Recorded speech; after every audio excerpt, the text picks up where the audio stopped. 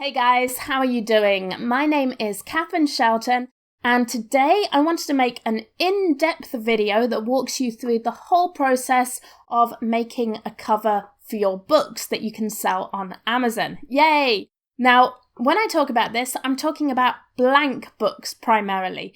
Those are notebooks, journals, sketchbooks, sheet music books, even things like, for example, this book that I made that has hex paper.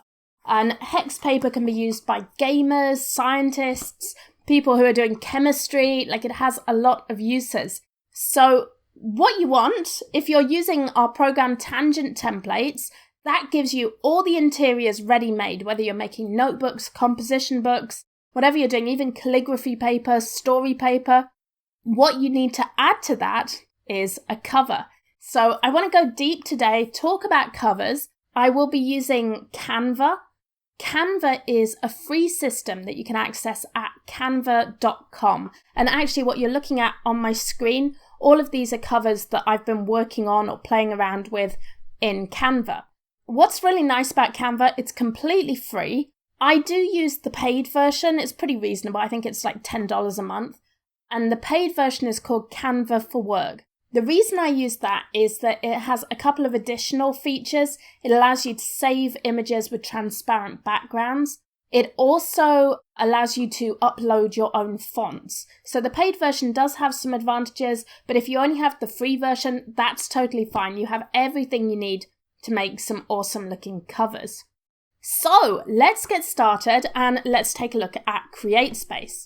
Now, what I will say here, we will be primarily focusing on CreateSpace. I find it a more reliable system at the moment to get your books on Amazon. Amazon also have a tool called KDP, which is the Kindle Direct Publishing, and they have recently introduced a beta system to create paperback books, which is very, very exciting. But the good news is, well, there's a couple of pros and cons. I'm not a huge fan of KDP yet. I find that there are a few drawbacks. They have a 60-day payout cycle instead of a 30-day payout cycle. And there's a few sort of glitches and weirdness with it. At the moment, I still prefer CreateSpace. But the good news is that everything you see here, all the work we'll do in Canva, everything in Tangent templates, all of it you can use on KDP because it has all the same sizes of books. And basically the printing and the way it uploads to Amazon is pretty much the same. So Tangent Templates works with KDP and CreateSpace, and of course you can make your covers in Canva for both CreateSpace and KDP. So what we're looking at here, this is the CreateSpace interface. I am in expert mode, and one thing I'll say, if you've been sort of nervous, there's two modes to CreateSpace. There's the expert mode and the guided mode. Don't let expert mode scare you. It's pretty much the same as guided mode. It just puts everything into one long page rather than dividing it into separate tabs. So it's just less tabs to click through. So don't be put off from using the expert mode there. So, okay, this is the cover section in CreateSpace. So we've set up all the title information for our book, the ISBN. Now we have to set up the cover. So as we move along a little bit in the video and we get to actually making our covers, I'll talk a little bit more about public domain art, where you can find it and how you know it's public domain. Now, the other thing you need to know about putting a cover on CreateSpace is that the artwork has to be at a resolution of 300 dpi. And DPI stands for dots per inch. So basically the more dots there are in an inch of artwork, the higher resolution the image is, the better it will look. Now, the good news is a lot of people say, well, I've been taking pictures on my iPhone or I've been taking pictures on my smartphone. Can I use those on my cover? The great news is, yes, you can. If it is a high resolution picture, in fact, iPhones, smartphones, any relatively modern phone should easily be able to produce high resolution images that CreateSpace will accept. And this is important to bear in mind if you're looking for images, just to make sure that your images do download at 300 dpi. Now, the good news is, I know this sounds like if you're kind of new to graphic design, if you're new to print on demand, that can sound a little bit overwhelming. Like, oh no, we're already getting into numbers and jargon and math. Don't worry. What we have done for you with tangent templates is that we have actually done all the math for you. So tangent templates is a system that Isaac and I have put together. It is basically a complete tool for CreateSpace or KDP. And it gives you all these interiors that you can use for your books. So all of the books that I've been showing you use interiors from tangent templates. And these interiors are things like handwriting paper for kids, it has knitting paper, and just a whole bunch of other kinds of paper that you might want to put in your books. From the basic things like college rule and wide rule to things like hexagon paper. It has all of those in there, and sheet music, everything you want for your blank books.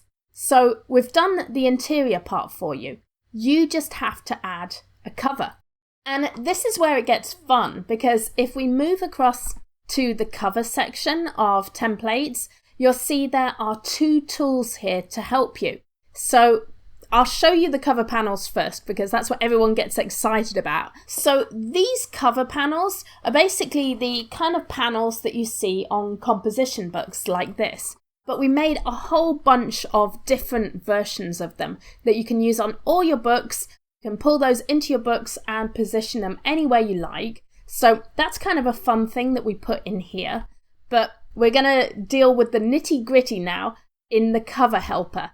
So we created this tool called the cover helper, which will make sure that your cover is always the right size for your book. It's always the right DPI resolution for your book. So what you'll see here, if we go to the cover helper, you'll see it gives you two options first of all. It says, would you like to build your cover with the cover creator, or would you like to upload a print-ready PDF cover? Now, I believe Isaac's going to go more into detail with the print-ready PDF when he makes a video about Photoshop later. But really, the steps are pretty much the same. So we're going to select Build Your Cover Online with Cover Creator, and then we need to select a trim size. So I'm going to go with 744 by 969, and that is actually the standard composition book size. So 744 by 9.69, that is the size you want if you're making composition books. So all of that's done. I'm just going to hit continue, and you can see it was just 2 clicks and continue, and this has told us exactly what dimensions we need for our book so we can start creating the cover.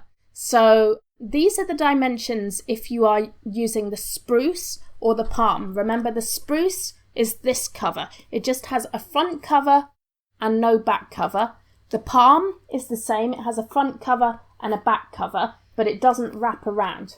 We also give you dimensions if you're using the pine, which is the full wraparound cover that goes over the spine. So let's just work on one single image for now, because that's probably the easiest way to do this. Okay, so let's hop across to Canva and I'll show you why you need these dimensions. So if we go over to Canva, this is basically the start screen. This is how it looks when you go to create a design. And what you should do is ignore all of these pre-made images, because those don't really help us right now. And instead you're going to say use custom dimensions. Now you'll see here that this defaults to inches. And what you might want to do is look at your book here and say, oh, well, 7.44 by 9.69 inches. That's what I'll go and type into Canva. Stop. Don't do it. It sounds easy. It sounds like that's the best plan. If you do that, your image will not download at a high enough resolution for you to use it. You have to use pixel dimensions. Very, very important that you use pixel dimensions so that Canva will actually download your image at the correct DPI. Okay, so we're going to switch across to pixels. We don't want to work in inches. Remember, don't work in inches, work in pixels. We're going to go back to tangent templates and we're going to copy the width first of all, and we're going to copy the height. And as long as you do this, every time you set up a new size of book, you will be absolutely fine. Your images will download at the correct resolution and you will be able to bring them straight into Cover Creator. And of course, it works the same way if you're doing a PDF upload as well. That will give you a template and sizing that you can use for the PDF upload as well. So let's go back here and we are ready to hit design. And what this does is creates a canvas that we can work on in Canva that is the perfect size for our book. And the exciting thing is, you now have free reign. You can put anything you like in here. As long as it's not copyright, as long as you own it, you can add any artwork, text, anything you like in here that you want to put on your book cover. Now, there is one thing you need to be aware of, and what I recommend doing, if you go back to Tangent Templates, you'll see we also give you a template that you can download. And I'm going to go back to my design here, and I'll show you what this template looks like. So there it is, we just dragged it in there to Canva. I'm just going to pull it to the correct size. And what you will see with this template is that there is a 1/2 inch margin all the way around the outside of your book. And this is important because this is called the bleed area. Basically, this is an area that may or may not get chopped off by Amazon's printers when they come to print your book and slice it or trim it down to the correct size. What I will say is that their chopping is not necessarily that accurate. So there is basically a 1/2 inch margin of error. So what you should do with this area is that you should make sure your artwork extends all the way out to the end of your book, because it may not get chopped off. But you should also make sure nothing important like text or an icon or a logo, make sure none of that is in this area because it may get chopped off and it may look weird. So basically, background artwork, absolutely fine in this red area, and it should go in the red area because you want it to bleed and allow this space for a bleed. But don't put anything important in there. Now, we made the template sort of intentionally ugly, and the reason we did that is so that you don't forget it's there and you don't forget to delete it. Now, you have a few options when using the template. You can either start pulling the elements you want into the space, so you kind of remember where the edge of the book is, like, okay, maybe that's something I want to put on my book, and you can do that and then delete it. Or you might just eyeball it and remember where that 1/2 inch margin is. So it's kind of up to you whether you want to work with the template or without the template. If we undo that, also what you can do, you can create your book covers. So I don't know, maybe this is a very abstract sort of minimalist book cover here that I'm working on. Maybe let's say that's our book design. It's kind of got, I don't know, a Kandinsky feel to it. Maybe that's our book design. You can actually bring the template back in. Remember to pull it to fit the canvas, and then it will actually slide behind, and then you can make some adjustments before you finalize your picture. So that's another option, that you can actually keep bringing the template in and out. You can leave it there, you can eyeball it, or you can keep bringing it back and forth to check your margins. So I'm going to get rid of that. I'm going to delete that. And I want to tell you about Canva. So now we get into the fun part when we can start designing with Canva. Now, Canva is a pretty simple design tool. What it really does is it lets you collage different elements together. It doesn't really let you do any drawing or sketching or colouring or anything really like that. They do have Canva 2.0 coming out soon, which hopefully has a lot more features. But you can still do a lot of really awesome things with Canva. It really gives you several options. First of all, you have a search option where you can look through all the different images that Canva have. So we can look up cat, for example, and you can see there's lots of different pictures that you can just drag into your image. And I'm going to talk about licensing on these images in a moment because that's a little bit complicated. And I know a lot of you might have questions about that. So we'll talk about that in a moment. Now, these are called elements. So we search through cat, we found this picture, and this picture is called an element. And Canva has both photographs that you can use, and it has illustrations. So you can see there's a lot of different illustrations for cat. And you can also browse through these pictures here in the section that says elements. So for example, you could look up people, and it will give you a whole bunch of pictures that feature people. You can look at vintage, for example, and it will show you pictures of vintage cars, vintage, I don't know what that is, telephone, and so on. So it does also allow you to browse through the elements by browsing right here. Canva also gives you text, and what I love about this, you can just pull in regular text, for example, and what you do here is you can choose a font. So you can browse through the fonts and choose a size for your font. You can see it's very intuitive, it's very straightforward. There aren't a whole bunch of options. You can make it capitals, small letters, and you can also change the spacing. You can space out your text either vertically or horizontally. So that's pretty cool. You can really put whatever kind of text you want on here, but also you can pick from these already paired fonts. And I love this because let's just delete this one that we did here.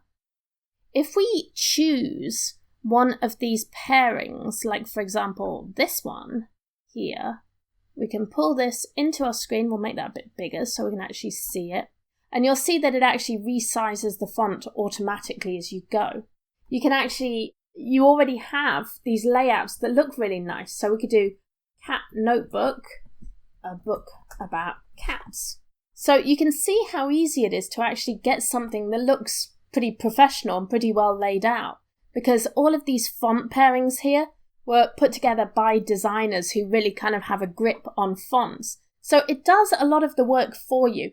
And all of the fonts are free to use. You can use these with your books with no problem at all. So you can just pull those in, change the wording, and in fact, that's a cover already made.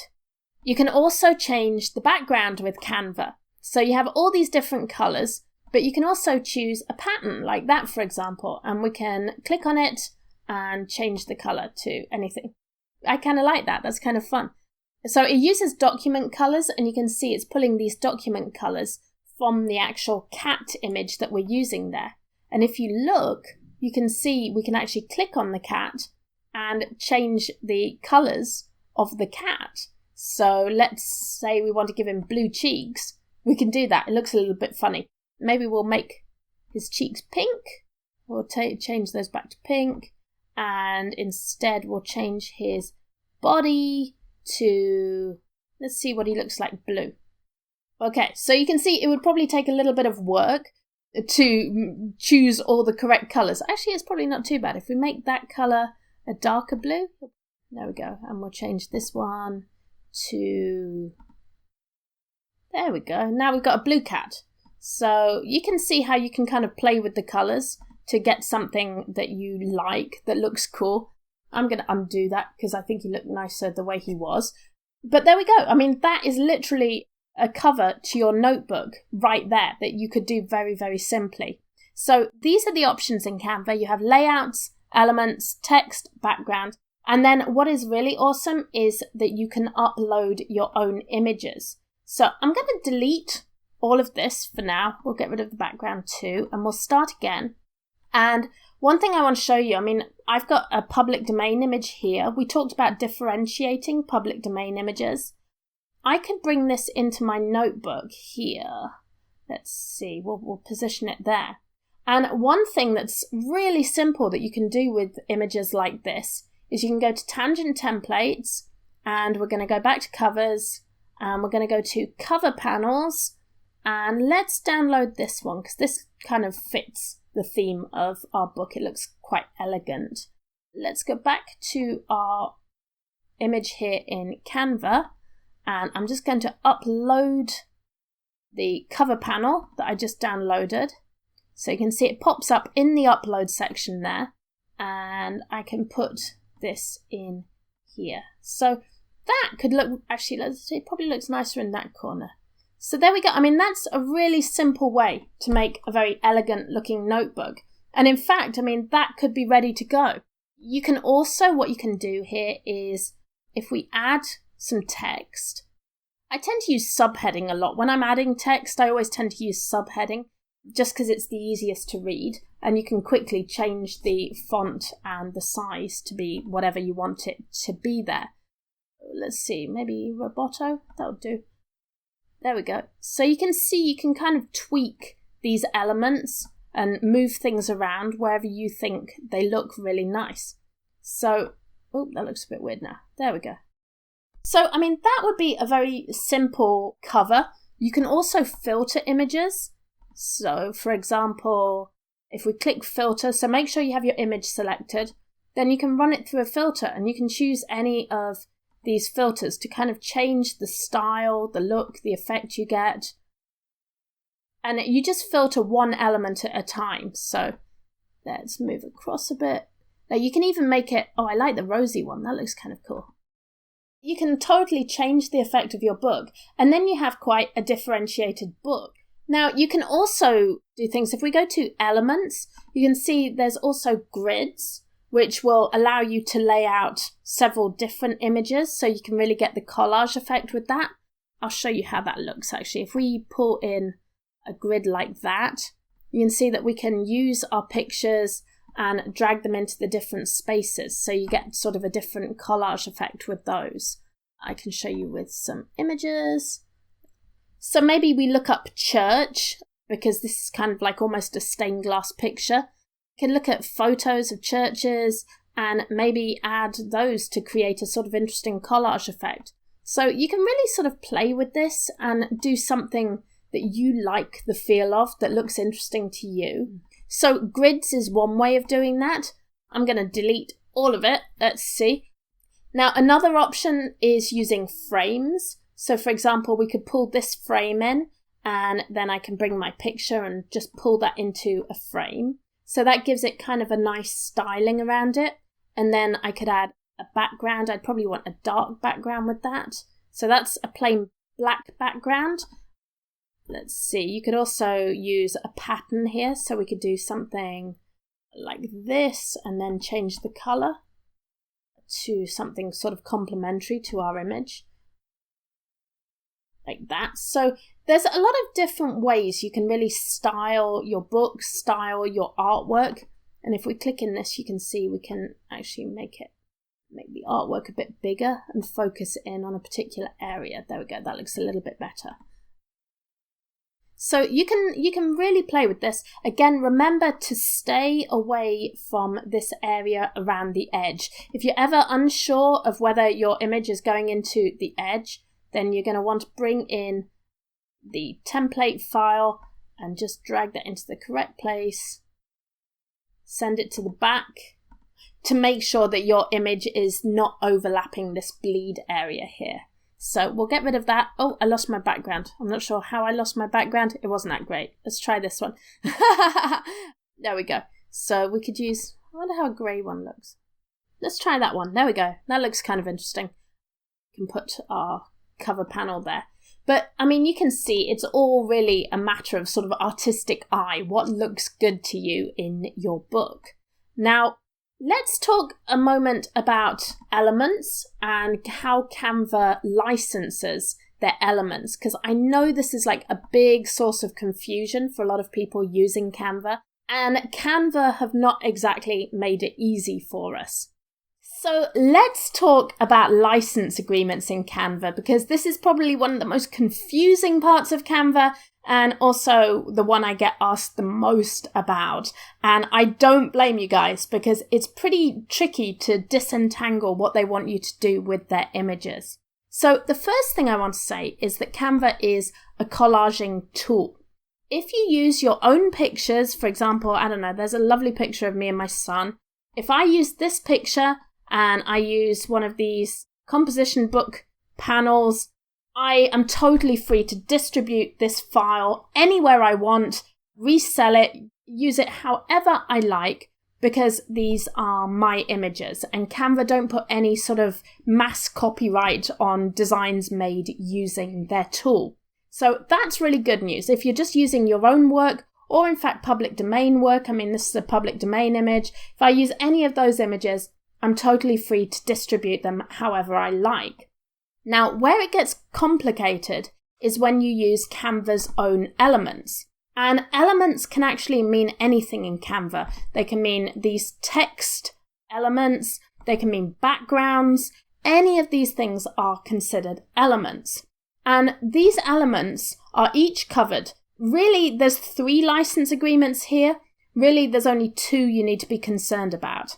There's one-time use and there's extended use. And the great thing is, if it's an extended use element, you are free to use it in anything you like. You can't resell it as a digital file. I don't think they'll allow you to do that or make a template from it. But you can use it in any of your items for resale. You can put it on t-shirts, you can put it on your book covers, you can put it on whatever you like. So what we really want here is elements that are covered by the extended license. Now, there is one degree of ambiguity here, and that is in their one-time use agreement. They do say that it's a permitted use of these images to be used in books up to 2,000 prints. However, what I am not clear on and what I am trying to currently get an answer from Canva about is whether books that are being resold are covered under the permitted uses as books or whether those are covered by items for resale. So this is what's confusing. Canva say that extended license covers all items for resale. It covers t-shirts, it covers posters, it covers prints. They say that one-time use and multi-use cannot be used on items for resale. What I don't know for 100% is whether or not books that are being resold are considered items for resale. So I will put in the notes, when I can get a straight answer from Canva, I will put that in the notes of this video. But for now, what I would assume is that you need an extended license on any elements that you're going to use in your book covers or in your books. It would be really nice if they allow us to use the one-time use, but I'm going to play it safe and say for now stick with extended use license. Now, don't freak out at this $100. You don't necessarily have to pay $100. There's a lot of elements that they include that you can use absolutely free. And the way you find out which elements you can use in your design, that is, the elements that are covered by extended use and that are perfectly okay to use in products that you're going to resell, like books, is to hover over the image and check this little eye button right there. And when you click the eye, you'll see here, this says free, use it in all your designs. Awesome! If you see that, if you see free, use it in all your designs, that means the element is covered by the extended license. It is built into it. You don't have to pay $100. So for example, if we go back to our elements and we look up cat again, there's our cat. Let's hover over it. Brilliant. It says free, use it in all your designs. So that is the way to know for sure whether your element is okay for you to use in your book. Now, let's take another look at these backgrounds. So we know these ones are okay. We check this one, we check the information button. If we scroll down a bit and we take a look at some of these ones that you have to pay $1 for, you'll see that it says one-time use, $1. So if you see this one-time use it for a single design, that is actually only covered by the one-time use license, which doesn't cover items for resale. So I would recommend staying away from anything that says one-time use when you click the information button. Now, I'm hoping that Canva will get back to me and say it's fine to use one-time use licenses in your books. But until I get that go-ahead from them, I'm going to play this very safe and I'm going to say stick with images that when you click on the I button, it says use it in all your designs. Now, note that a lot of them say free and generally the dollar items are single use. Now, the reason I'm not saying that all free elements are okay is because I use Canva for Work. And what Canva did in the Canva for Work version, which is the paid version, they actually made a lot of single-use elements free. So that's not a reliable indicator. The most reliable indicator of the license type is that I information button. So always check there. If the element says free, use it in all your designs, and you'll see even the text, even these have that licensing information on. As long as it says that, you are good to go. You can use those elements, you can use that text, so we can recreate our notebook right here. And which one did we use? We used this one here. Let's recreate our book and we can get that rolling. Okay, so let's jump back to our notebook. Here's our cat notebook, all finished, ready to go. It's a very, very simple design. It's only 3 elements. It's the cat, the background, and this little text element here. And we are pretty much ready to go with this. I feel very confident that we have the right pixel size, that it will be high resolution, that it will work really, really well in the cover creator in CreateSpace. So I'm going to hit download on this, and we need to download it as a JPEG. That's really important. Download it as a JPEG for your cover. So Canva takes a moment, downloads it, saves that, and we can return back over to CreateSpace as soon as that's done. Okay, there it is. It is downloaded, and we can return to CreateSpace. So here's our book. Obviously, you're going to want some subtitles. You're going to want more information in there. If you're confused about title and subtitle, watch my video on keywords for CreateSpace. It will make it all very, very clear what you need to put in there. So great, we have our trim size set up. We're at the right trim size. We want a black and white interior. We need to install an interior file. So I'm going to go over to Tangent Templates. I'm going to go to Interiors quickly. We're just going to make this a simple college rule lined notebook. So what I need to say is our trim size is 744 by 969. We want 200 pages in our book. You can put in any amount of pages you want in here. You can put, 170 if you want a weird page count. So I download that and we go back into CreateSpace. Upload our new interior file that we just grabbed from Tangent Templates. Always set ends after the bleed on all our interiors. And now we can launch Cover Creator and add our cover. So you can see with this, I know one lady, Nancy, in our groups, I think she timed herself creating a book. And she said you can create a whole book in 1 minute and 30 seconds. I think she was using the PDF cover file. The Cover Creator probably adds maybe another minute or 2 to that. But it's a really quick process, especially once you really get into this swing of creating books. So let's go back to, we want the spruce template, which is on page 5. And we're going to say OK on that.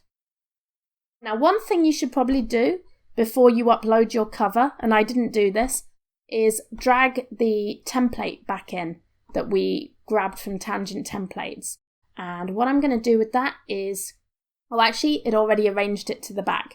And you can see, yeah, that's absolutely fine. Our text doesn't go into the red section. So we were good with that. So we can just delete the template and we know our download is absolutely fine. We know that text isn't going into the bleed area. So let's go back to Cover Creator. And now we should be fine to just upload our picture of our cat notebook straight back into it. So let's see how it looks. Awesome. So there's our cover, and you'll note we don't get any error messages here. So if your image is at a low resolution, it will give you an error here. Because we set up those pixels in Canva, we did this 2335 pixel count in Canva, we know that our image is going to be fine. You can see it's uploaded with no problem. This margin is just what CreateSpace gives you to make sure that your artwork isn't going into the margin. That won't show up on the final print. So I just need to get rid of this back cover text. We don't need any of that. And we don't need the author photo. And of course, if you want to do a picture on the back, that's absolutely fine. You just need to use one of the other templates, either the palm or the pine instead of the spruce. Now, we can also change the background color on this to complement our book. So let's see how that looks. That'll look really nice when it's printed. And what you can see is that CreateSpace automatically put the title on the spine of your book. Now, here's something really, really important about covers in CreateSpace. It is their policy, and you will usually get a rejection if you do not have the exact title of your book as it reads in title on CreateSpace. You will usually get a rejection if you do not have the exact title of your book somewhere on the cover. Now, the good news is it doesn't have to be on the front cover. It can absolutely be on the spine of your book. The only drawback to this is that in order for your book to have a spine, it must be over 130 pages. If your book is under that, it may be spineless and you may not be able to put the text on the spine. So if your book is over 130 pages, you can put the title of your book on the spine, just as I do with most of my books. This is one of the books I made, and you can see, indeed, oops, upside down, it has the title and my brand name on the spine of the book, which allows me to keep actual front cover nice and clean, so I can put my space image, which is actually a public domain image that I got from NASA. So that's a really cool way of doing this. So in fact, if I didn't want it to say Cat Notebook on the front, it doesn't need to, as long as it's on the spine. So basically, again, the rule from CreateSpace is that the exact title of your book, but not the subtitle, you don't need the subtitle, the exact title of your book must be somewhere on the cover. And that means either on the spine or on the front cover. So what I really love about Canva is that it is really, really flexible. You can see, I can show you a few sort of simple images that I've made with Canva. Actually, this one needs to be moved a little bit away from the margin, from the bleed.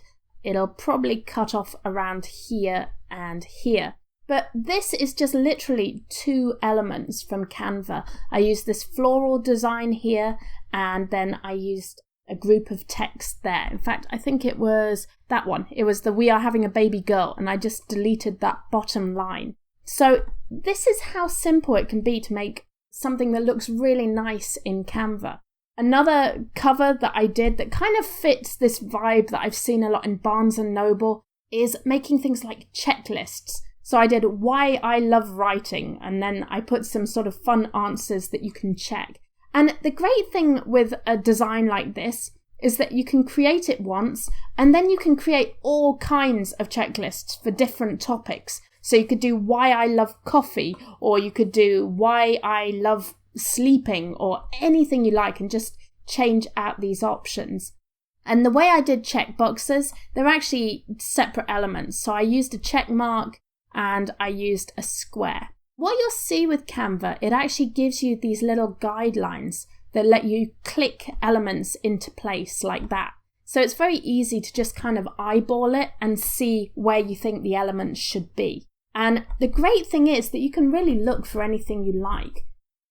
If I look up square, for example, you can see I can just drag in a square and reshape it to be whatever I want it to be. And a really cool tip with Canva is that, let's take this example. So this is a fun picture I made, a fun cover I made using a little pun. I'm a little bacon aback by what you're saying. That's the pun there. I made this by using a very simple bacon element. So I literally looked up bacon and I saw this was free, use it in all your designs. And then you can literally just type eyes and find some like googly eyes or a funny face that you can put on the top of this. Really simple and fun to just stick eyes on this. Now, this composition panel, this is actually our standard composition panel, one of them from Tangent Templates. We saw those here under the cover panels. So I grabbed this panel here, and you'll see it doesn't say composition on there. But if we go back to our image here, all I did was I put some text on there that says composition. So I just center that, And the cool thing is, if you don't like these lines, if there's too many lines, a great way of just deleting a line is literally to get a block, a big block, and we'll make it white. And we can resize that down and actually cover up whatever we don't want. So, I mean, Canva is a little bit primitive. I know if you're used to Photoshop, then you might want to work in that because that gives you layers and lets you do much more complicated things. But honestly, that's plenty for just covering up a line. If you want to cover up a line, that's the way to do it.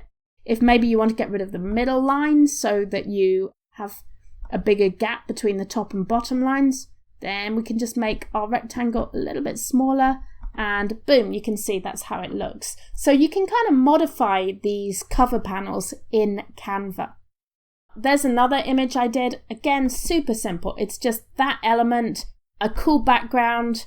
You can see, I think it was one of these swirly backgrounds here. Yeah, it was that one, and I just made it black and I put this cool text, never stop rocking. So it's really easy to make nichey, cool looking covers. This would be great for a sheet music book. You can tailor your sheet music books to be for whichever genre you like. So those are a few different pictures that I put together in Canva, a few different book covers that I'm really, really happy with. I think they'll look great on my books. They won't look too amateur. They won't look too self-published. And I'm really happy with that. So I wanted to leave you with a quick bonus before I go. At the beginning of this video, we talked about public domain images, and this is an image that's in the public domain. It's a work of fine art that I think was produced a couple of 100 years ago. And also, in fact, these images on my notebooks here, these are actually NASA pictures from their retro-futuristic collection that are also in the public domain. So public domain can be an amazing, amazing source of artwork. And the great news is that there are really a lot of ways that artwork can become public domain. The reason these NASA images are in the public domain is because NASA is a federal agency. And most images produced by federal agencies, the federal government, are in the public domain. Now, there are some caveats, so be careful with this. If this is something that really interests you, I really, really recommend my Curate course. It goes very deep into public domain, what you can and can't use, and how to use it. Now, one rule that's really, really easy to remember with the public domain is that anything published before 1923 has no copyright on it. If it was published before 1923 in the United States, no one owns the copyright to that work anymore. So this is really exciting. What it means is that you can go to somewhere like Google Arts and Culture, which is one of my secret weapons. I love this site. You can go to Google Arts and Culture and you can go exploring. And the reason why I like Google Arts and Culture is that if we look at artists, for example, we can actually browse by time. So we can choose a time that is in the public domain. Oh, in fact, there we are. We're in 1800 to 1850. We can go in the 1850 to 1900 space. And you can browse through here for anything that just really catches your eye. And always check, go in here. So we could use Gustav Klimt. He died in 1918. So all his work is in the public domain. So we can use his images. Now, the problem with Google Arts and Culture is that they actually don't give you downloadable images. So I just use this as a discovery tool to just browse through art, find something that I think is beautiful, and find something that's in the public domain. And then what I will do is I will go over to Wikimedia and I can look it up here. And Wikimedia will give you large, downloadable versions of many, many works of fine art. So I use Google Arts and Culture as a discovery tool, and then I go to Wikimedia and I actually browse through here to find images that I think are beautiful. So I kind of learnt about Gustav Klimt there by browsing Arts and Culture, and now I can come and find some of his lovely work on Wikimedia.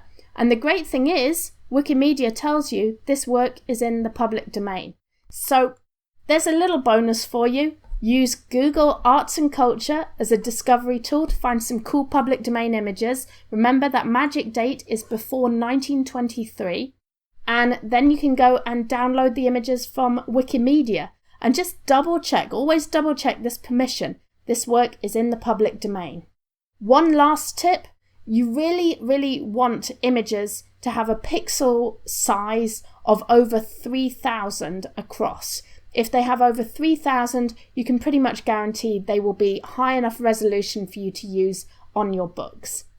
Okay, well, I really hope you have enjoyed learning about book covers, about making books with Canva for CreateSpace. I really hope you'll enjoy playing with blank books. It's a great way to just get your products up there on Amazon. It costs you nothing.